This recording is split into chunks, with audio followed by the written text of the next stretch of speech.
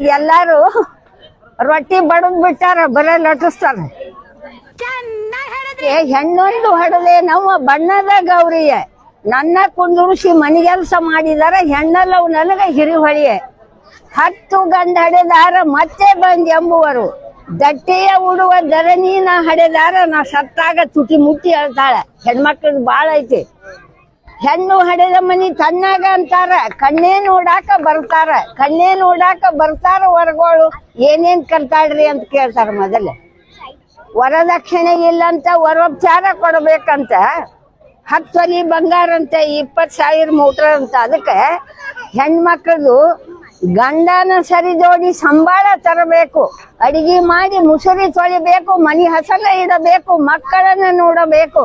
ಅತ್ತಿ ಮಾವರ ಸೇವೆ ಮಾಡಿದ್ರ ಮಾತ್ರ ಈ ಹೆಣ್ಣಿಗೆ ಬೆಲೆ ಐತಿ. ಯಾಕ್ರವ ಚೆನ್ನಾಗ್ ಹೇಳಿದ್ರಿ.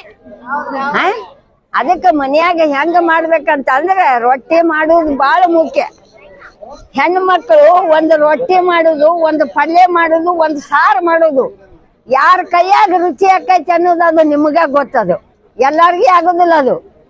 ಒಂದು ಪಲ್ಯ, ಒಂದು ರೊಟ್ಟಿ, ಒಂದು ಸಾರು ಯಾರ ಅಗ್ದಿ ಚಲೋ ಮಾಡ್ತಾರ ಅವ್ರ ಕೈಯಾಗ ಅಮೃತ ಇರ್ತತಿ. ಅದಕ್ಕೆ ಎಲ್ಲಾರು ನಮ್ಮ ಸಂಸ್ಕೃತಿ ಬಿಡ್ಬೇಡ್ರಿ. ಎಲ್ಲಾರು ಚಂದಾಗ ಬಡದು ಚರ ಚರ ಚರ ಚರ